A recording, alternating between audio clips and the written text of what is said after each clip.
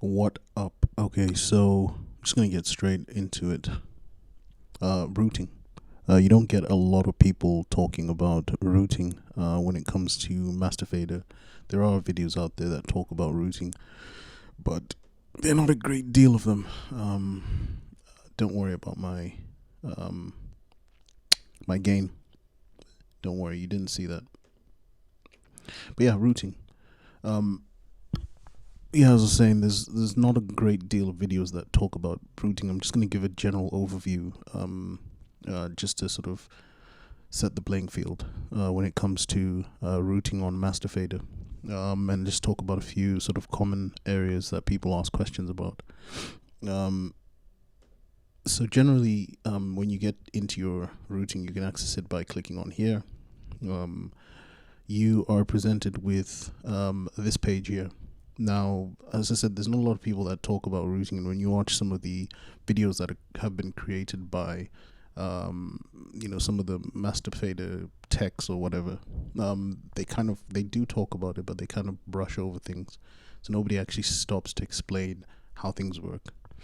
So I'm going to do that for you, and we're just going to demystify a few things. So first of all, the thing you need to understand here is this: the items you have on the left-hand side here. These items here on the left, this menu here, this is where the sound is coming from, and this is when you're talking about inputs, by the way. It will be slightly different when we talk about outputs, but this is where the signal is coming from, and this is where the signal, and the top side is where the signal is going to. 1 second, let's fix my headphones here. Okay, so from and to, from and to. So if you understand that basic principle, it kind of gives you an idea of how things are working. So for example, I'm on DL32S. So obviously I'll have 32 channels running down the side here. And the places where you plug stuff into the physical mixer, they actually call them mic pre, or the mic preamps. Microphone preamps, where you plug your instruments and mics in on the physical device. So as you can see here, we're in channel 1, and we're saying that send that physical mic pre-input on the mixer to channel 1. And what's channel 1? This is channel 1.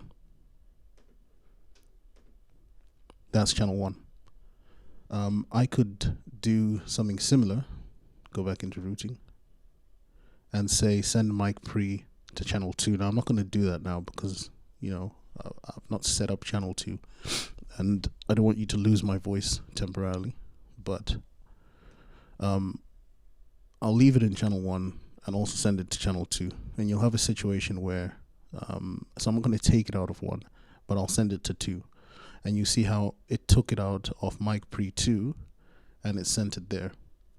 So what we have is a situation where my mic is going into channel 1, mic pre 1, and we're sending that to channel 1 and channel 2. When you come back here, you'll see that channel 2 also has the same mic signal coming in as channel 1. Obviously the gain is down. I could turn that up. And there's various, I haven't set the channel up anyway, but the gain is down, and there's various things that I haven't set up. I have this routed in such a way that you're not actually listening to the main mix, you're listening to aux 7 and 8. That's what you're actually listening to here. So that's why when I turned that up, you didn't actually hear a difference. But we're not talking about what I've got set up in my route. We're just simply talking about understanding the general basics. So if you just simply understand that this is where it's coming from, and this is where it's going to, it might demystify routing for some people, because some people look at this and they think it doesn't make any sense, and without anyone explaining it to you, it doesn't make any sense. So just remember, from on the left hand side and where it's going to. I've said this in a previous video where if you wanted to, say for example, you had a bass player who wanted to have control over his EQ or listen to something completely different in his monitor mix, for example. This is a good example you can use this for. and your bass player was on channel 1, for example. What you could do is, if you're only using 12 channels for your entire mix, you can also send that bass signal to channel 13. And then you could come back here on channel 13. Where are we at? There we go. Channel 13. And what you could do on channel 13 is you could create an entirely different mix for the bass player, because they're being a diva. I'm a bass player, by the way. They're being a bit of a diva, and they want, they want this and they want that. So you can set up a completely separate mix, different EQ, etc., for the bass player. Obviously, this isn't a bass mix, but yeah, you can set up a separate EQ mix here. Just gonna do something that looks a bit of mid scoop there.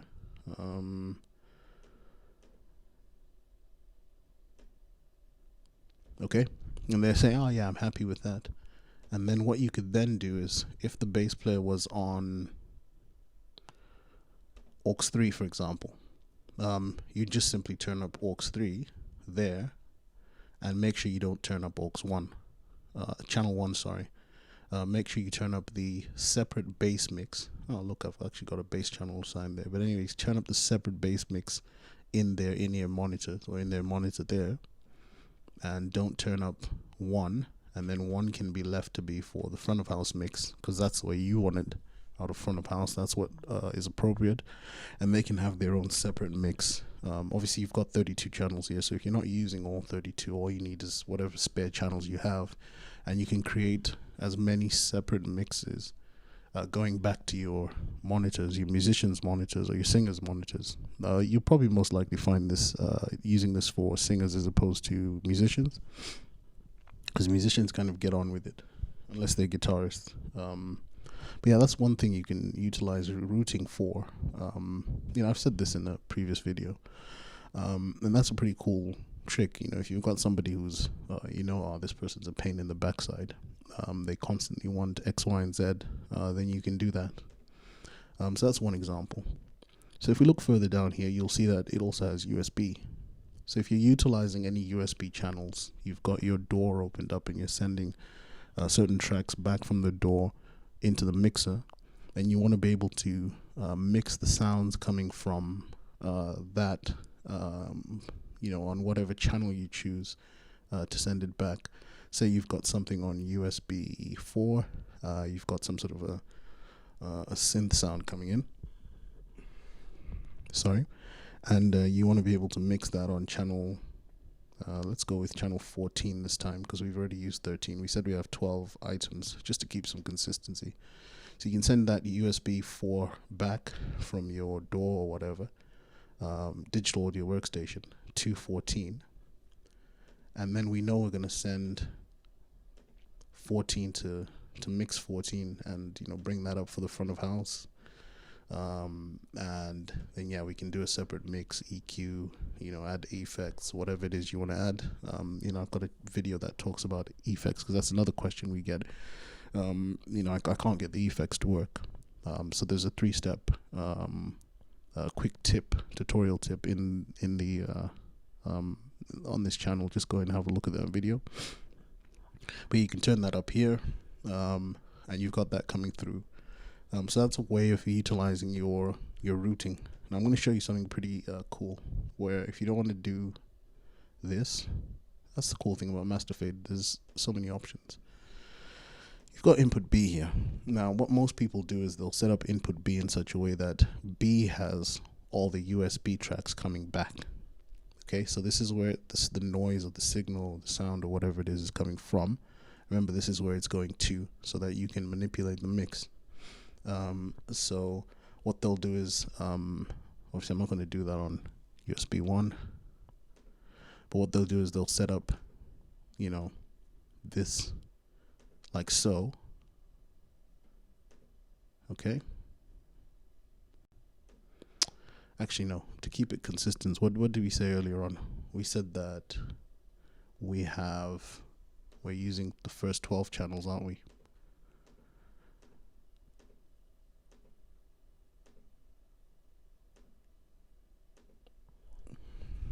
we're using the first 12 channels. We've sent 13 to the bass player because they're being a bit of a diva.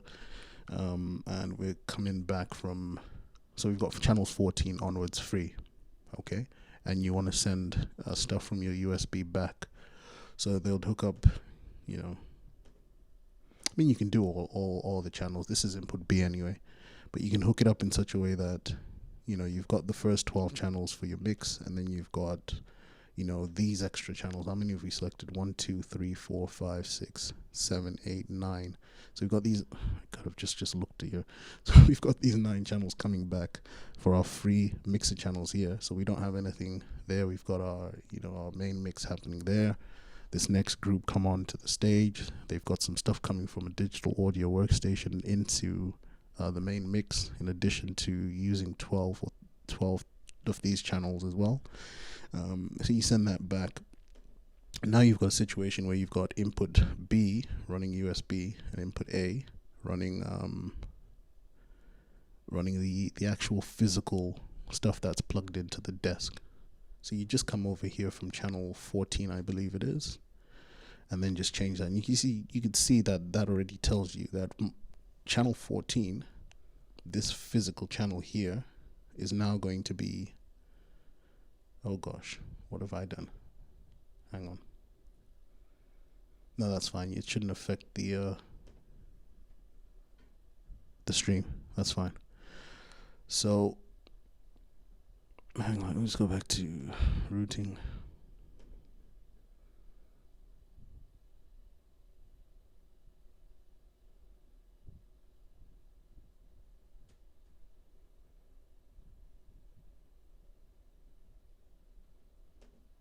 Okay, so it's also sending it. That's fine. So yeah, we've got channel. There we go. So we've got channels. Because I'm on channel 1, I just didn't want to affect the thing. But anyway, we've got a situation where channel 14. Hang on. There we go. So we have a situation where there's nothing on channel 14, that's fine. But we have a situation where, there we go. Channel 15 is now USB 2, and we've got something within the door sending a signal out, and it's coming back on channel 15. So we're routing it to channel 15, and we can manipulate that mix here on channel 15 for front of house. And then, you know, likewise the same thing. Channel 16 is bringing back something on USB 3, etc. Channel 17 has got USB 4, So we've got an entire mix that has been set up just using the routing. And all we would need to do here is switch these from mic pre 15, so channel 15, mic pre 15, as it was originally set here on input A. Yeah, so you've got channel 15 going to mic pre 15 going to channel 15, and then for input B, we want to use that for our USB channels. So if you switch them all across to USB here, now these channels are now playing signals that are coming in from the USB channels that you have. Boom, boom, and then that's back to normal because we're not using channel 24. And just to show you what I've done with input B, from USB 2 all the way to USB 10, all the way up until channel 23, I believe. Yeah, up until channel 23. So basically from channels 15 to 23, the signal that's coming into the desk is coming from a USB source. And from channels 1 to 12, we said is coming in from physical items that are plugged into the actual mixing desk. And then we sent channel 13 as a secondary mix to our bass player, who's being a diva today. We're not using channel 14. And this is the mix that we're dealing with on the day for front of house. Okay? And you can do that using your routing because you understand that The left-hand side here gives you the source of the signal, the sound, the noise, whatever word you want to use that you feel comfortable with, the source of what's coming in to our mix, and the top side is where it's going to. Okay, and you can simplify this mix a lot more. Obviously, I've just done this for illustration purposes, so we get a better understanding, and I can talk you through some of the general basics.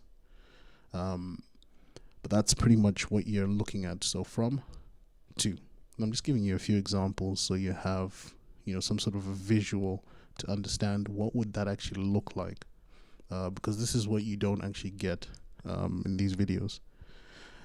Then you've got the USB channel. Now, I'm doing something a bit interesting here, and I'll show you this. Now, obviously, I'm creating a video, or you can actually use this for live streaming. But when they make digital mixers, they do a thing where they create, or they send channel 1 in USB 1 and 2 as an out from the digital mixer. So when you plug a USB cable into a digital mixer, it only tends to send out channel 1 and 2, because the general default routing is that mic pre 1 is going into USB 1 and mic pre 2 is going into USB 2. So most people will open up their digital mixer and they're like, yeah, I want to send 32 channels out and mix 32 channels out, but then they find that they can only hear channel 1 and 2 and nothing else, because USB channel 1 and 2 is an unwritten rule, but it's pre-designated as the channels that are used for left and right to send the signal out of your mixer, out of the USB port, to wherever you're plugging it into. In this case, obviously, we have it plugged into a laptop. So how do you get more of these channels, the remaining 32 channels or 30 channels, out of the mixer into your USB so you can mix all 32 channels or record them? So what you do is, because channel USB 1 is left and USB 2 is right, what I do, remember the left is where it's coming from and the top is where it's going to, is I've assigned aux 7 and 8, okay? That's where I'm getting my signal from, yeah? And I'm sending that out of channels USB 1 and 2 out through the USB port. Then what I've done here is I've linked aux 7 and 8 together, okay? And that's now one output channel, okay? Which means anything I turn up here, or anything I mix here in aux 7 and 8, yeah, all 32 channels, including all the FX, I can get a separate independent mix from the aux 7 and 8, using aux 7 and 8 as a separate independent mix. I can get that as an independent mix and send that across out through USB 1 and 2, which is my left and right effectively, to wherever I want it to go. And I can use that for live streaming, and I can control the sort of mix separately. Obviously, what you want to do here is make sure, if you're using Master Fader, of course, it gives you the option here to send pre-DSP. So, if I don't want it to carry any of the effects, I just want it to go straight out of the preamp without any sort of manipulation, then I can send it as pre-DSP. If I want it to have the DSP, I send it as post-fader, and it will have, pre-fader, and it'll have everything up until the fader, so all the EQ, everything will be sent. So let me just hit that there, and all of a sudden you can hear there's a massive change. You can hear all the EQ and everything that has been pre-applied on this channel here, and that's why you hear a massive difference. So that is pre-fade. You can send it post-fader, but post-fader would mean that whatever you do on the main left and right, I'll show you that here, whatever changes you make here, which is meant to be your front of house, will affect the changes that you make here. And we don't want that. We want a separate mix. So I would not put it on post fade because I want a separate mix. And then obviously I've unticked to use left and right mute. So I can mute these channels independently. So I'll mute channels 2, 3, 4, and 5. And then if you come around here, you'll see that they're not muted here. So I don't use left and right mute. And also I don't use left and right panning either. So if I had the first 8 channels as a drum kit, for example, and I didn't like the panning that I was using in the room, it worked for the room, but I wanted to have a more pronounced pan for the mix. You know, I want the difference between where the snare and the hi-hat are to be more pronounced. So I can exaggerate that. If the snare was on channel 2, I can sort of exaggerate that even more and send the hi-hat really far away, and then, you know, it'll help clean up the mix. But that's all independent, because when I go back to my main left and right here, you don't see that. That just remains the same. So it's fully customizable. It gives you a lot of functionality. And you do that by just simply doing this. Now, you don't have to use aux 7 and 8. But this is sort of tips, because you know that this is where it's coming from. Mic pre 1, 2. So, you know, if you just want to be able to send just mic pre 1 and mic pre 2 to USB out of your USB, physical USB channel on the desk and send that out, then you can do that, and that's fine. But obviously that just limits you to having just 2 channels that come out. So that's another way of doing things. Let's quickly look at outputs. So with outputs, the top is where things are going to, okay, where it's going to be actually physically coming out of, and the left is where it's coming from, okay. So you can choose to just send that one. I don't know why you'd want to do that, but you can choose to send just that one channel, mic pre 1, to the physical XLR output on the mixer. And all that output can do would be to send out just that one channel. It doesn't matter how many other things you try to turn up in the main left and right or anywhere else. You've pre-assigned that XLR channel to only output mic pre 1. So you have to be careful with what you're sending out, because you can only send one thing at a time. So if I was to hit that, which I probably shouldn't have done because now I can't hear. Hang on.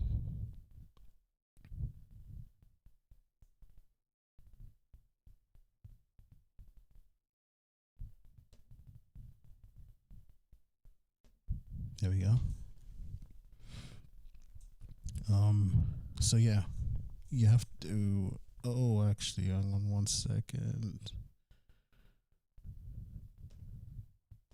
Yeah, this allows me to hear what's going on to the video directly.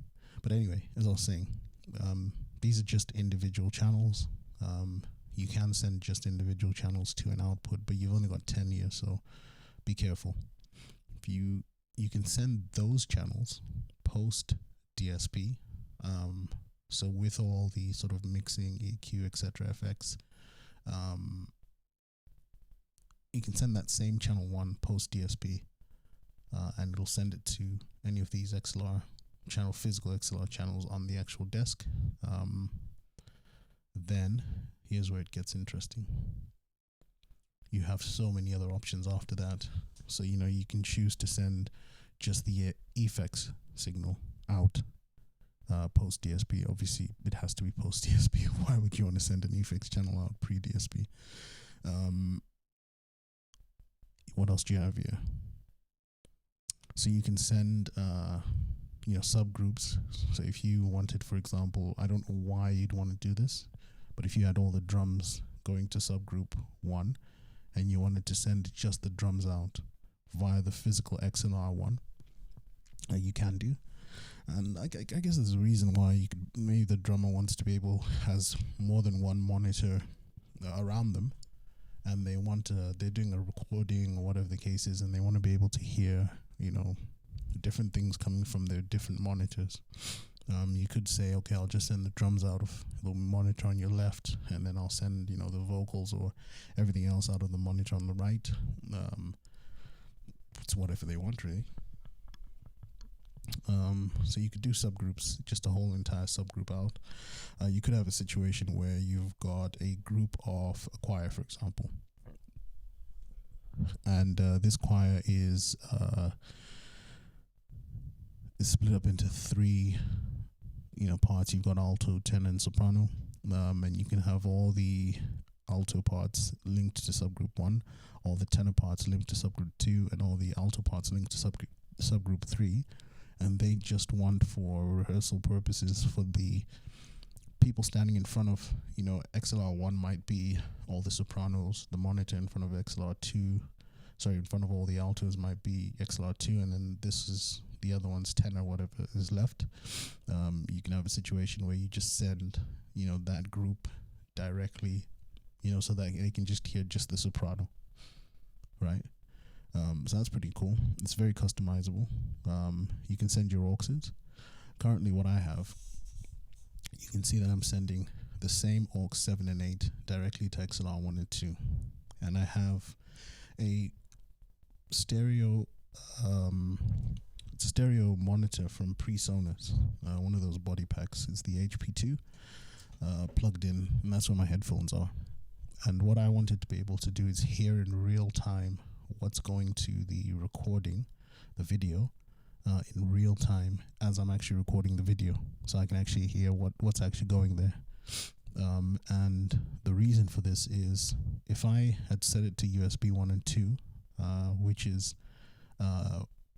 basically the return coming back from the laptop through the USB cable to my ears, I'd have a delay, because what's happening is I'm speaking into the mic is going into the physical mixer, it's being sent out of channel 1. Again, don't mind my volume levels, just ignore that, you can't see that, but it's going out of channel 1, so into the mic preamp, and then coming into the mixer, going out of channel 1 on my aux 7 and 8. It's picking up that volume level, then going out of the main 7 and 8 out to the USB. Where you at? Out to USB. So 7 and 8 is then sending that left and right signal through USB 1 and 2. So that mic signal is then going into the laptop. It's being processed, being sent to where you at? OBS. OBS is then picking that up, but I've got a monitor mix then coming back out from here, going back through USB 1 to the physical cable into the mixer. And then it's returning that, and I could plug in, and it'll be returning that via the USB. Now, if I did that, where are we? Outputs. I'd have a delayed signal coming back to me, which is a bit awkward when you're speaking, and then you can hear yourself back a second or two. It just sounds like I'm speaking in slow motion, or it'll force me to speak in slow motion because I'm kind of trying to keep up with what I'm listening to on the monitor, which only makes me speak even slower. But if I want to hear it in real time, I'll just route it to 7 and 8 as I've done. And 7 and 8 is now going to XLR 1 and 2, where I have my physical preamp plugged in. Because somebody will say to me, why didn't you just plug your left and right into 7 and 8? And I get a delayed return, because it has to go through that entire loop to come back to me. Whereas if I plug it into 1 and 2 and send that directly from 7 and 8 to XLR 1 and 2, as the mixer is sending the signal out to OBS, it's sending that same signal out to my headphones. So I get to hear it in real time rather than the return signal from, OBS, the laptop, back to me. Because that's where then it picks up the delay, there's latency. So I get to hear this as it's going out as well. So this is pretty cool. But just remember with your outputs, you choose where the output is coming from. Okay. And then where you want it to go to. Now, obviously, I've got 10 physical XLR output channels on this mixer, and they will reflect up here. That's why I've got physical XLR 1 through to 10. Now obviously 9 and 10 are the main left and right mix, so that's why you've got double. And talkback is pretty self-explanatory. I'll show you something really quickly. Just come off there, come off there.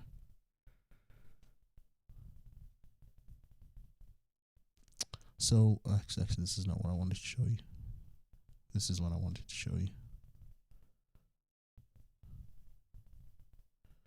What this default comes with is, sorry, mic pre 32, so the last channel. When Mackie set this up and sent it to you, they've automatically set the last channel to come back to you as talkback. You don't have to use the last channel, because the last channel are also high Z channels, so you'd want to plug a guitar or a bass or whatever into there. But they preset it up as the talkback channel. And this is what it just comes default as the software, with the software and the hardware.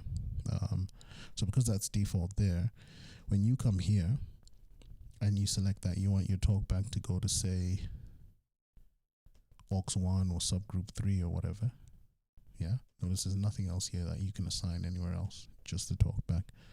But when you do that, it just means you just talk back to what's on X aux 3, but you have to have a mic physically plugged into channel 32, because that's how it's been set up here. Or just simply move the talkback to whichever channel that you want. So if you've got your mic plugged in on mic pre 5, that's where your talkback mic is. Just plug it there, put your talkback mic into 5, obviously set the gain up, etc. Come here to talkback, and then you can, on the fly, choose to talk back to any of these. So you can preset it up if you want to talk back to all the auxes in one go. Notice aux 9 and 10 are not there, because you've got main there, so that's why. But you can talk back there, and the feature for that, we've discussed this in a previous video, but it's over here. So this allows you to decide how much volume you're sending back. So just be careful if you know some of these auxes are in ears, don't blow people's eardrums. And you can actually put a delay. But yeah, you choose your volume, hit that button, and you'll talk back to whatever you've pre-selected. Now it is a little bit long-winded in the sense that if you wanted to do something very quickly on the fly, you have to come in here and say, okay, I only want to talk to, you know, the drummer who's on aux 3. Do that, come back here, and then, you know, set your level and then talk to the drummer. All those steps, by the time, you know, whatever it is you wanted to say to the drummer is, you know, come and gone, it's a bit too late. So it's not, this is one of the drawbacks of using digital over analog. I used to have a Behringer XL 2400. I love that desk. I sold it. I regret, but you know, I was going digital. But it was all right there. I could talk back to any of the aux or monitor channels, anything I wanted to. But yeah, demystifying routing for you, and it's just a general basic overview. It was as always, because everybody uses this mixer for different purposes, and I can't anticipate every single sort of purpose that you want to use it for. So if you have any specific questions, just drop them in the comments, and I'll look at them and come back to you as soon as I can. But yeah, other than that, hope you guys are crushing it. Speak to you soon. Peace.